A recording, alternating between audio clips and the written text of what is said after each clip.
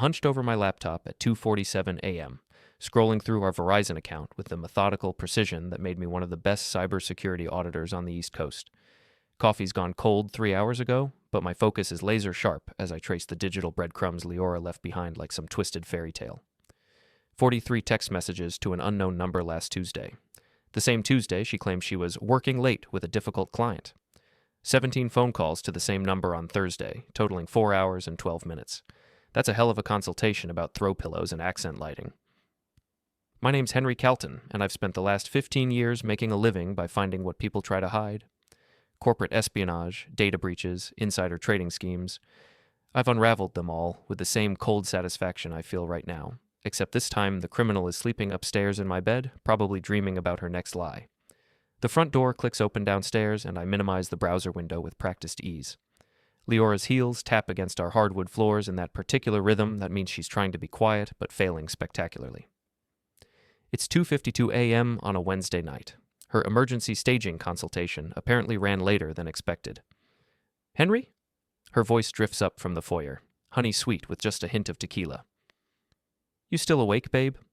I close the laptop and lean back in my desk chair, listening to her stumble slightly on the stairs. When she appears in the doorway of my home office, I take inventory like I'm documenting evidence, which, let's face it, I am. Liora's auburn hair is mussed in a way that suggests hands have been running through it.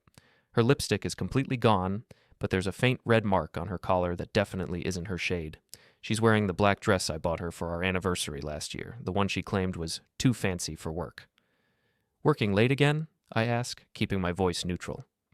15 years of marriage has taught me the value of letting people hang themselves with their own rope. She kicks off her heels and pads over to me, that practiced smile spreading across her face. At 42, Liora Calton is still stunning in that polished, real estate professional way that opens doors and closes deals. Too bad it also apparently opens hotel room doors. "You know how Mrs. Henderson gets about her color schemes," she says, perching on the arm of my chair. The scent of sunscreen and hotel soap clings to her skin. Interesting, considering it's been raining all week. "We had to completely redo the living room staging. Took forever." I nod sympathetically. "Must have been exhausting. You smell like you've been at the beach." She laughs, a sound like wind chimes in a hurricane. Pretty, but hollow. "New lotion, coconut something. The girls at work are obsessed with it." The girls at work, right. I make a mental note to cross-reference her location data with her coworkers' social media posts. If Liora was really working late with the girls, there would be evidence. There's always evidence. "How's the Henderson project coming along?" I ask, watching her face carefully. "Oh, the usual drama. Rich clients with more money than taste." She's already moving toward the door, eager to end this conversation. "I'm exhausted. Coming to bed?" "In a few minutes. Just finishing up some work." She pauses in the doorway, and for a moment, I think she might actually tell me the truth. Instead, she blows me a kiss and disappears down the hallway, humming something under her breath. It takes me a moment to recognize the tune. Escape by Rupert Holmes. The Pina Colada song. Subtle as a brick through a window, my wife. I wait until I hear the shower running before reopening my laptop. The phone records are still there, of course, along with the credit card statements I've been analyzing for the past week. The pattern is clearer than a Windows vulnerability report. Charges at the Ocean View Resort in Cape Elizabeth, dinner for two at 3 different restaurants she's never mentioned, a purchase at Victoria's Secret that definitely didn't result in anything appearing in our bedroom, and my personal favorite, a charge at a liquor store for a bottle of Patron Silver, despite the fact that Liora claims to hate tequila. I open a new browser tab and start digging deeper. The unknown phone number belongs to Jasper Dune, owner of Dune Construction. I recognize the name immediately. His company has been bidding on several municipal contracts that my firm, Sentinel Security Solutions, provides cybersecurity auditing for. Jasper's LinkedIn profile shows a man in his mid-40s with the kind of rugged good looks that probably work well on lonely housewives. His company specializes in high-end residential renovations and commercial construction. According to his social media, he's recently divorced and enjoys deep-sea fishing, craft beer, and apparently other men's wives. The shower stops running upstairs. I have maybe 5 minutes before Liora comes looking for me, so I work fast. A quick search through her Instagram account, which she thinks is private, reveals several new photos from the past month. There's Liora at a beachside bar, raising a margarita to the camera, Liora in a bikini I've never seen, laughing at something off camera, and there, in the background of a selfie she posted just yesterday, is a familiar face. Jasper Dune, wearing board shorts and a smile that makes me want to audit his tax returns for the past decade. Henry? Liora's voice carries down the hallway. You coming to bed? Just a few more minutes, I call back, screenshotting everything. I lean back in my chair and stare at the evidence spread across my screen. 15 years of marriage. And this is what it comes down to. Phone records and credit card statements like any other case I've worked. The irony isn't lost on me. I've spent my career following digital breadcrumbs to expose cheaters and liars, and now I'm doing it in my own home. The worst part isn't the betrayal, though that stings like a paper cut soaked in lemon juice. It's the sheer stupidity of it all. Liora's covering her tracks like an amateur, leaving evidence scattered everywhere like a ransomware attack by a script kiddie. If she wanted to cheat, she could have at least done it competently. I close the laptop and head upstairs, already formulating a plan. Tomorrow, I'll make some phone calls. There's a private investigator I've worked with before, a former cop named Dina, who smokes like a chimney and has the moral flexibility of a yoga instructor. She owes me a favor from a case last year where I helped her track down a dad through his Xbox Live account. Liora is already in bed when I enter our bedroom, curled up on her side with her back to me. The moonlight streaming through our window highlights the tan lines on her shoulders. Tan lines that definitely weren't there a week ago. Good night, babe, she murmurs as I slip under the covers. Good night, I reply, staring at the ceiling. Tomorrow, the real audit begins. And unlike my wife, I don't make amateur mistakes. The thing about hiring a private investigator is that it makes everything feel official, like you're not just a suspicious husband anymore. You're a client seeking professional services. It's amazing how much better that sounds. I meet Dina Kozlov at a coffee shop downtown, 3 blocks from my office, and far enough from Liora's usual haunts that we won't accidentally bump into anyone from her social circle. Dina looks exactly like what Central Casting would order for grizzled ex-cop turned PI. Weathered face, sharp eyes, and a cigarette habit that's probably visible from space. So, your wife's cheating, she says without preamble, stirring sugar into her black coffee. And you want documentation. I want the truth, I correct. Documentation is just how we get there. Dina snorts. 15 years in this business, and I've never met a client who actually wanted the truth. They want ammunition for divorce proceedings, or they want to be proven wrong so they can go back to pretending everything's fine. Which one are you? I slide a manila folder across the table. Inside are printouts of everything I've compiled. Phone records, credit card statements, social media screenshots, location data from Liora's phone. It's organized with the same attention to detail I bring to corporate security audits. Dina flips through the pages, her eyebrows climbing higher with each piece of evidence. Jesus, Henry, you've already done half my job. What do you need me for? Legal documentation, chain of custody, and I need someone to follow them who isn't emotionally compromised. I take a sip of my coffee, which tastes like burnt disappointment. Also, I can't exactly tail my own wife without her noticing. She knows my car, my habits, my schedule. Fair enough. Dina closes the folder and fixes me with a stare that's probably made stronger men confess to crimes they didn't commit. But I have to ask, why not just confront her? You've got enough evidence here to end this conversation before it starts. It's a good question, and one I've been asking myself since I first spotted Jasper's face in Liora's photos. The honest answer is that I want to know how deep this goes. Is it just physical, emotional? Are they planning to run away together? Is she bleeding our accounts dry to fund their little romance? But there's another reason, one that's harder to admit even to myself. I want to watch them think they're getting away with it. I want to document every lie, every deception, every moment they think they're smarter than the cybersecurity expert they're trying to fool. I want the whole story, I tell Dina. Beginning, middle, and end. She nods and pockets the folder. My rate is $300 a day plus expenses. I'll need a retainer of $1,500 to start. I slide an envelope across the table. There's $3,000. Get me everything. What about your wife? She going to notice you spending this kind of money? I have my own accounts, I say. Occupational hazard of being married to someone I audit for a living. Dina laughs, a sound like gravel in a blender. Smart man. Most people don't think that far ahead. Most people don't make a living finding hidden things. She stands and extends a hand. I'll be in touch within 48 hours. And Henry, try not to do anything stupid while I'm working. I've seen too many cases go sideways because the client couldn't keep his mouth shut. After Dina leaves, I sit in the coffee shop for another hour, watching people hurry past the window with their own secrets and problems. A businessman argues with someone on his phone about quarterly projections.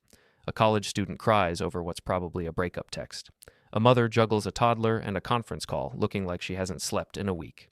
Normal people with normal problems. I used to be one of them. My phone buzzes with a text from Liora. Working late again tonight. Don't wait up. Love you. The exclamation point is a nice touch. Really sells the enthusiasm. I text back, no problem. Love you too. The lies come so easily now. Maybe they always did, and I just wasn't paying attention. Back at the office, I throw myself into actual work with the kind of focus that usually worries my colleagues.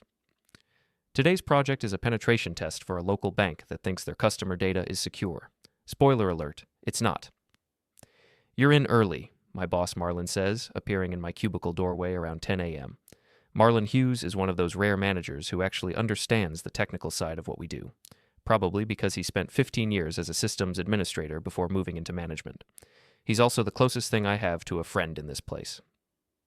Couldn't sleep, I tell him, which is true enough. Everything okay at home? Marlon has always been perceptive, which is probably why he's good at his job.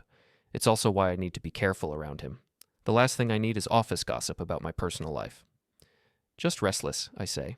You know how it is. He nods, but I can see the concern in his eyes. Well, if you need to talk, you know where to find me. And Henry, take it easy today. You look like hell. After he leaves, I focus on the bank's security vulnerabilities with the kind of methodical precision that's made me valuable to companies across New England. It's easier to think about SQL injection attacks and social engineering schemes than about what my wife might be doing right now. My phone rings around noon. Dina's name appears on the screen. That was fast, I say. Your wife's not exactly a criminal mastermind, Dina replies. I've been following her since 9 a.m. Want to guess where she is right now? The Ocean View Resort? Bingo, room 237. She's been there since 10:30 with a man matching Jasper Dune's description. They ordered room service around 11, champagne and strawberries. Real original. I feel something cold settle in my stomach. It's one thing to suspect, another to know. Are you getting photos? Already got them. They're on the balcony right now, and let me tell you, they're not discussing interior design. Send them to my secure email, I say. The address I gave you yesterday. Already done. Henry, I have to ask, how do you want to handle this? I can keep following them, or we can call it a day. You've got enough evidence for any divorce attorney in the state. I stare at my computer screen, where lines of code blur together like abstract art. Keep following them. I want to know their routine, their patterns, how often they meet, where they go, what they spend. You're the client. But Henry, don't torture yourself with this. I've seen too many people go down that road. After she hangs up, I sit in my cubicle for a long time, staring at nothing. Around me, my colleagues type and click and discuss network protocols, living their normal lives with their normal problems. I wonder if any of them have ever felt like their entire world was built on quicksand. The photos arrive in my inbox 20 minutes later. They're high resolution and professionally shot, the kind of evidence that would hold up in any court. Liora in a white bikini I've never seen, laughing at something Jasper is saying. Jasper's hand on her lower back as they lean against the balcony railing. The two of them kissing while the ocean stretches out behind them like a postcard from someone else's life. I save the files to an encrypted folder and close my laptop. For the first time in 15 years of marriage, I have absolute proof that my wife is a liar. The question now is what to do about it. Liora comes home at 11:47 p.m., smelling like coconut sunscreen and expensive wine. She's humming again, something cheerful and off-key that makes my teeth itch. I'm waiting in the living room with a glass of bourbon and the kind of patience I usually reserve for tracking down zero-day exploits. Hey, babe, she calls from the foyer, her voice carrying that particular brightness that means she's had just enough alcohol to feel invincible. Sorry I'm so late. You know how these client dinners go. Client dinners, I repeat, taking a slow sip of bourbon. Right. She appears in the living room doorway, and I have to admit she looks good. The sun has given her skin a golden glow that makes her green eyes seem brighter. Her hair is loose around her shoulders, and she's wearing a sundress I don't recognize. She looks like a woman who's been thoroughly enjoyed by someone who isn't her husband. You're up late, she says, settling onto the couch beside me. Everything okay? Just thinking, I tell her. About trust. Something flickers across her face, too quick to be anything but guilt. Trust? It's funny how we build our lives around it, isn't it? Trust that our partners are where they say they are, doing what they claim to be doing. Trust that the person sleeping next to us every night isn't living a completely different life when we're not around. Leora's smile becomes fixed, like a photograph. Henry, you're scaring me a little. What's this about? I reach for the manila envelope on the coffee table, the same one I showed Dina, now considerably thicker. I've been doing some work lately, a different kind of audit. Her eyes lock onto the envelope like it might contain a bomb. What kind of work? The kind that involves phone records and credit card statements and very expensive private investigators. I open the envelope and spread the photos across the coffee table like I'm dealing cards. The kind that involves room 237 at the Ocean View Resort. The color drains from Leora's face so fast I'm worried she might faint. She stares at the photos, herself and Jasper on the balcony, by the pool, in the restaurant, kissing like teenagers. And I watch 15 years of lies crumble in real time. Henry, I can explain. Can you? I interrupt, because I'd love to hear how you explain spending our anniversary money on hotel rooms with Jasper Dune. I'd love to hear how you explain lying to my face for the past 3 months while you've been playing house with a contractor who probably can't even spell cybersecurity, let alone understand what I do for a living. Tears start streaming down her cheeks, but they look more like panic than remorse. It's not what you think. It's not serious. It's just, I was lonely, Henry. You're always working, always buried in your computers. I needed someone who actually paid attention to me. So you decided to pay attention to him with our joint credit card? She flinches like I've slapped her. I'll pay it back. With what money? Your staging business barely covers your car payment. I gather up the photos and slide them back into the envelope. I've done the math, Liora. Every dinner, every hotel room, every bottle of champagne, it comes to just over $8,000. $8,000 of our money spent on your midlife crisis. It's not a midlife crisis. The words explode out of her with enough force to rattle the windows. It's me finally feeling alive again. Do you know what it's like being married to someone who talks to computers better than he talks to people? Do you know what it's like feeling invisible in your own life? I stand up and walk to the window, looking out at our quiet suburban street. You know what's funny? If you just asked for a divorce, I probably would have given it to you. We could have split everything 50-50, stayed civil, maybe even stayed friends. But you chose to lie instead. You chose to steal. You chose to make me look like a fool. I never meant for it to go this far, she whispers. But it did go this far, and now we have to deal with the consequences. I turn back to face her, and I'm surprised by how calm I feel. I've already spoken to a lawyer. Divorce papers will be filed tomorrow morning. You have until this weekend to find somewhere else to live. Henry, please. I've also changed all the passwords on our accounts and removed your access to our credit cards. You'll receive whatever the court decides you're entitled to, minus the $8,000 you stole, minus legal fees, minus the cost of the private investigator you made necessary. She's crying harder now, mascara running down her cheeks in dark streams. You can't just throw me out. This is my home too. Actually, I can. The house is in my name, bought with money I earned before we were married. You might want to check with your boyfriend about his guest room policies. Liora looks at me like I've grown a second head. What happened to you? You used to be kind. You used to care about people. I still care about people, I tell her. I just don't consider cheating liars to be people anymore. She stands up abruptly, swaying slightly from the wine. Fine. You want to be cruel? Be cruel. But don't pretend this is all my fault. You drove me to this, Henry. Your coldness, your obsession with work, your complete inability to connect with another human being. Jasper makes me feel beautiful.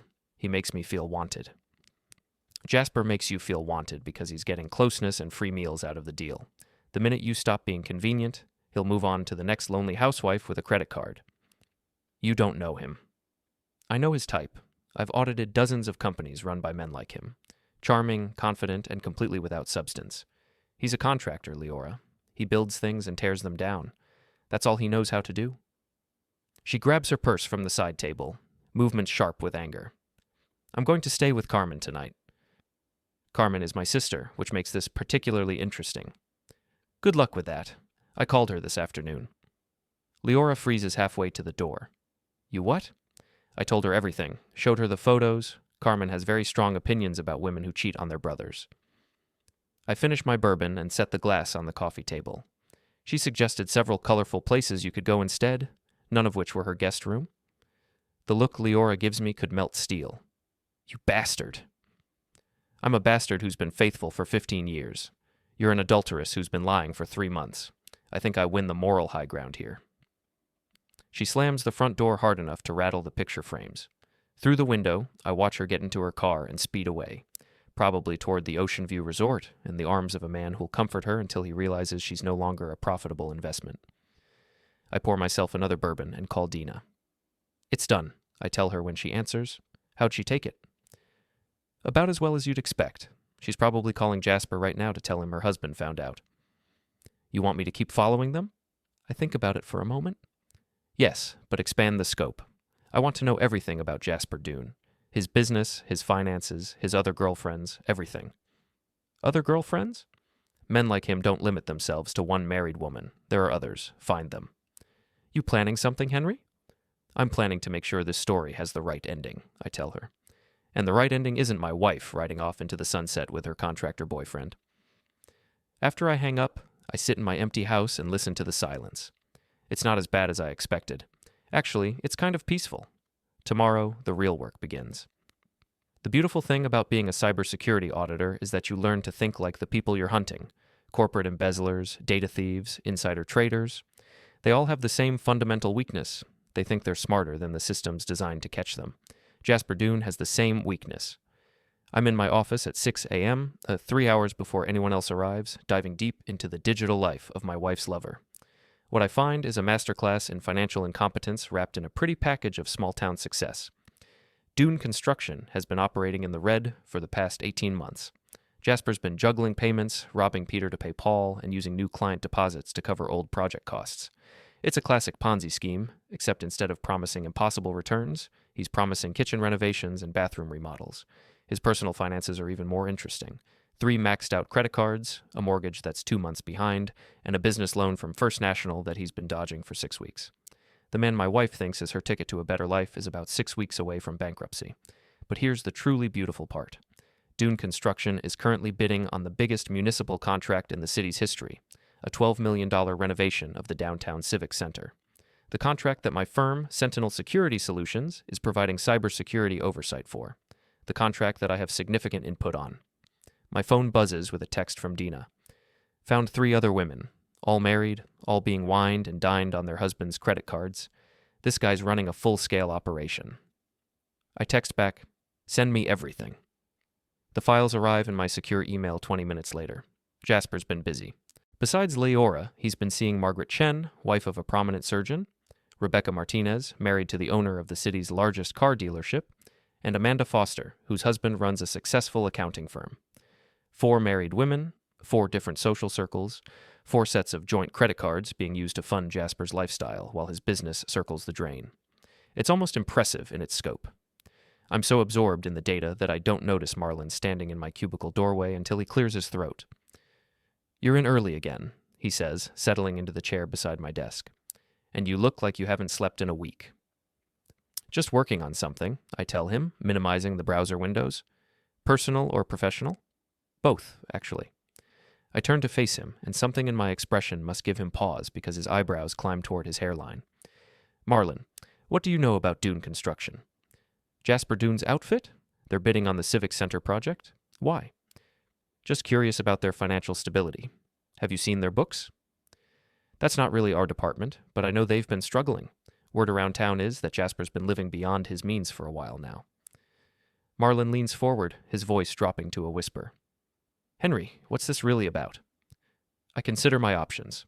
Marlon's been a good boss and a decent friend. He deserves some version of the truth. "Jasper Dune is sleeping with my wife," I tell him.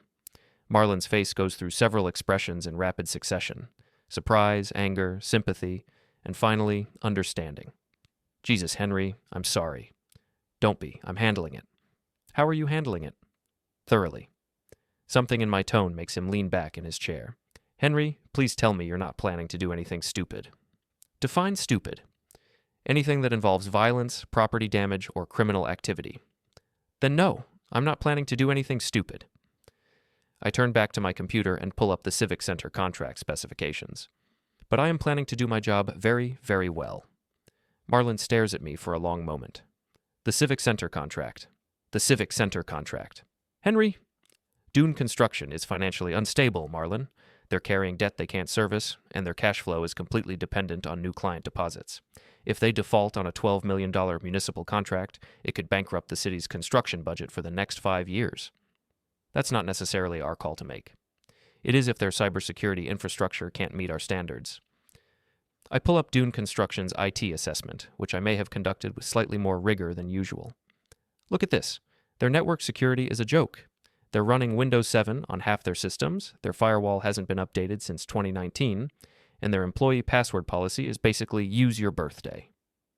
Marlon leans over to look at my screen, and I watch his expression change as he realizes what he's seeing.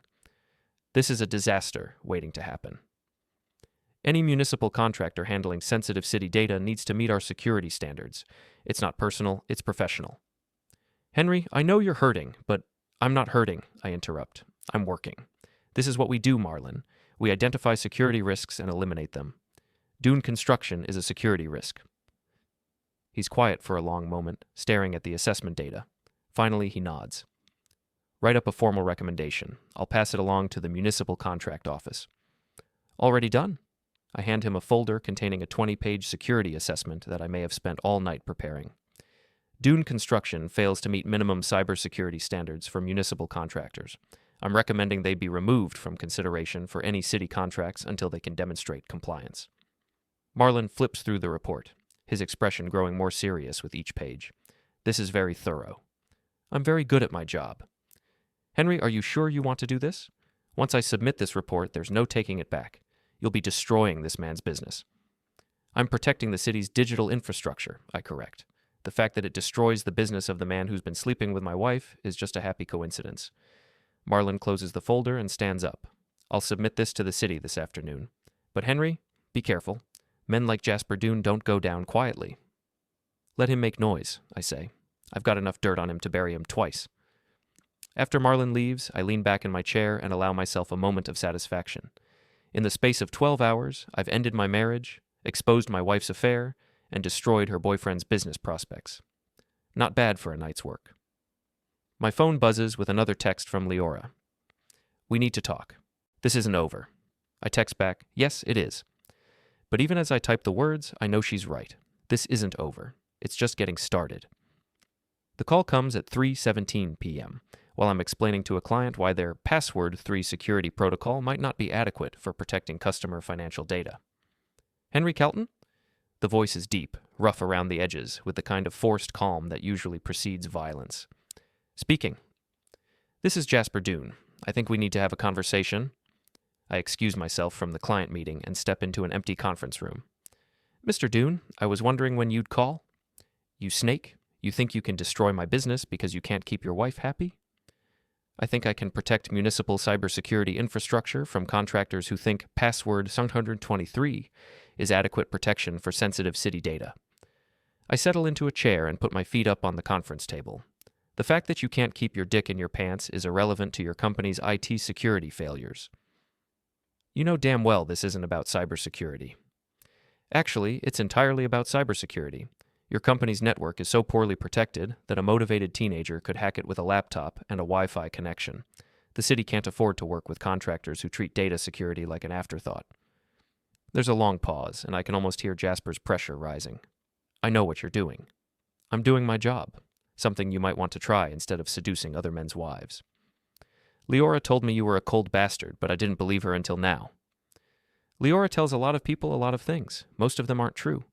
I check my watch. Speaking of which, how are you planning to pay for her hotel room tonight? I assume she's staying with you since I've changed the locks on my house. You threw your own wife out on the street? I evicted a lying, cheating thief from my property. The fact that she used to be my wife is just a technicality at this point. Another pause, longer this time. You're going to regret this, Henry. Am I? Because from where I'm sitting, I've got a cheating wife out of my house, a successful career, and the satisfaction of knowing that I've protected my city from a contractor who couldn't secure a lemonade stand, let alone a municipal building. This isn't over. Yes, it is. You just don't know it yet. He hangs up without another word, and I sit in the empty conference room for a few minutes, listening to the hum of the air conditioning. Jasper Dune is angry, which means he's going to make mistakes. Angry people always make mistakes. My phone rings again. This time it's Dina. Your boy Jasper just made a very interesting phone call, she says without preamble. You're monitoring his phone? I'm monitoring everything. He called someone named Omar Reyes, told him to take care of the Henry problem. Omar's his foreman, by the way. Big guy, lots of tattoos, probably thinks subtlety is a type of sandwich. Are you suggesting Mr. Dune is planning to have me physically assaulted? I'm suggesting you might want to vary your routine for a few days. Maybe park in different spots, take different routes home. Noted. What else? The other wives are getting nervous. Word's starting to spread about Jasper's financial problems, and apparently Margaret Chen's husband is asking questions about their credit card bills. The whole operation is starting to unravel. Good. Accelerate the process. What do you mean? I mean, make sure the other husbands get the same information I got. Photos, receipts, hotel records, all of it. Henry, that's playing with fire. You start a war with 4 different families, and things could get messy fast. Things are already messy. I'm just making sure they get messy for the right people. I hang up and return to my client meeting, where I spend the next hour explaining why investing in proper cybersecurity is cheaper than dealing with a data breach. It's a conversation I've had hundreds of times, but today it feels particularly relevant. Prevention is always cheaper than recovery. At 6 p.m., I'm packing up to leave when Marlon appears in my cubicle again. His expression is grim. The city pulled Dune Construction from the Civic Center project, he says, effective immediately. Good. The city's digital infrastructure will be safer for it. Henry, I just got a call from the mayor's office. Jasper Dune is claiming that our security assessment was motivated by personal bias. He's threatening to file a complaint with the state licensing board. Let him file.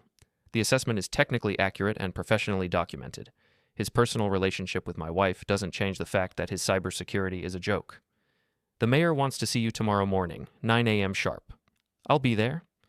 Marlon hesitates. Henry, I need to ask you this directly. Was the assessment fair and accurate? Every word of it. Dune Construction's IT security is exactly as inadequate as I documented. The fact that Jasper Dune is sleeping with my wife doesn't make his Windows 7 systems any more secure. Okay. But Henry, be prepared for this to get ugly. Men like Dune don't go down without a fight. After Marlon leaves, I sit in my empty office and think about the conversation with Jasper. The threat was implicit but clear. He's planning to escalate this beyond the professional realm, which is fine with me. I've been playing defense for 3 months while my wife and her boyfriend made a fool of me. It's time to go on offense. I call Dina back.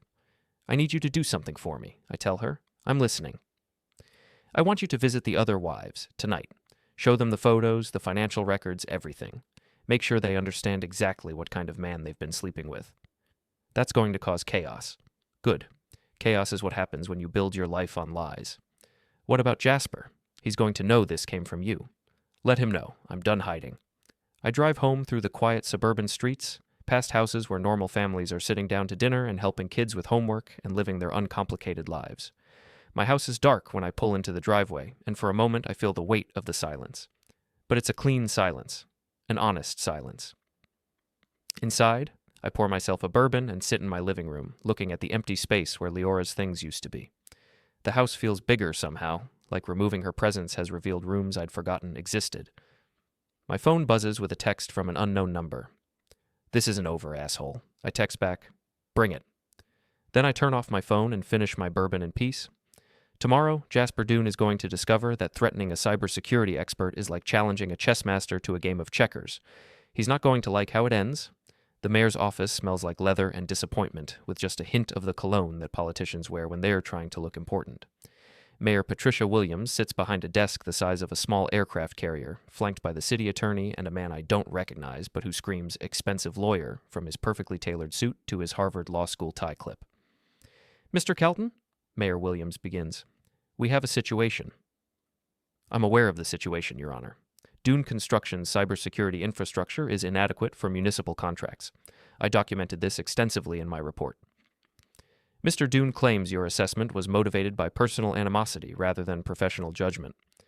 The expensive lawyer speaks with a kind of crisp diction that costs $500 an hour. He's prepared to file complaints with both the State Licensing Board and the Better Business Bureau. I open my briefcase and remove a thick folder. This is a secondary assessment of Dune Construction's IT infrastructure, conducted by Morrison and Associates, an independent cybersecurity firm based in Boston. They reached identical conclusions to mine. The mayor's eyebrows climbed toward her hairline. You commissioned an independent assessment? I anticipated that Mr. Dune might question my professional judgment, given his personal relationship with my wife. I wanted to ensure that the city's decision was based on objective technical analysis rather than subjective personal bias. I slide copies of the Morrison report across the desk. As you'll see, their assessment is even more critical than mine. They recommend that Dune Construction be banned from any municipal contracts until they can demonstrate comprehensive IT security upgrades. The expensive lawyer flips through the report, his confident expression slowly crumbling. This is very thorough. Morrison & Associates is one of the most respected cybersecurity firms in New England. They've consulted for the Pentagon, the Federal Reserve, and 3 Fortune 500 companies. I don't think anyone would question their objectivity. Mayor Williams closes the report and looks at me with something approaching respect. Mr. Calton, how long have you been planning this?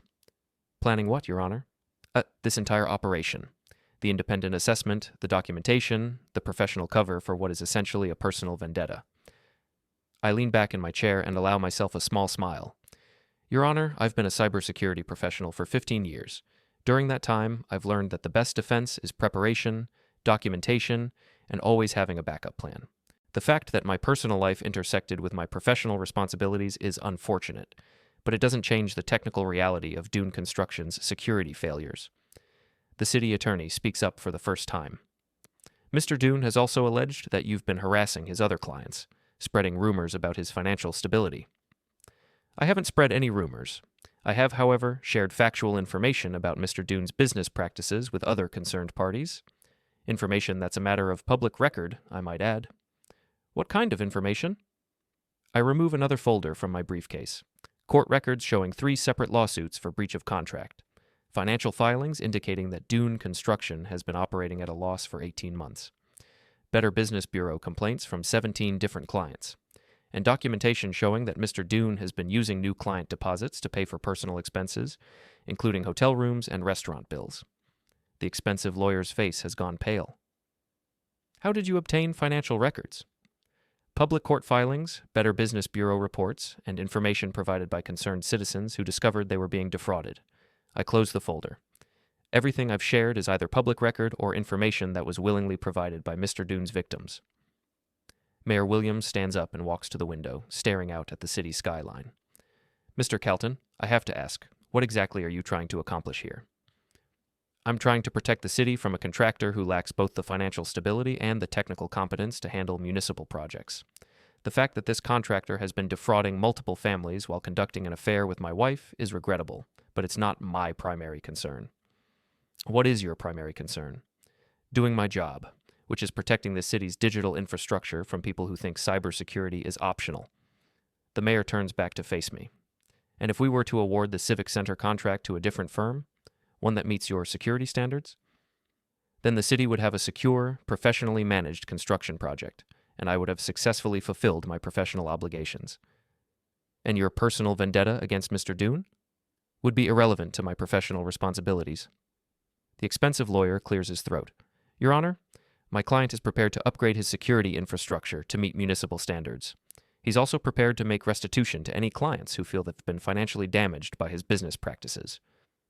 How much restitution? I ask. That would depend on the specific claims involved. According to my calculations, Mr. Dune has misappropriated approximately $43,000 from various clients over the past 6 months. That includes the $8,000 he helped my wife steal from our joint accounts. The lawyer's Adam's apple bobs like a fishing lure. Those are very specific numbers. I'm very good with numbers. It's part of what makes me effective at my job. Mayor Williams returns to her desk and sits down heavily. Mr. Calton, I'm going to ask you a direct question, and I want a direct answer.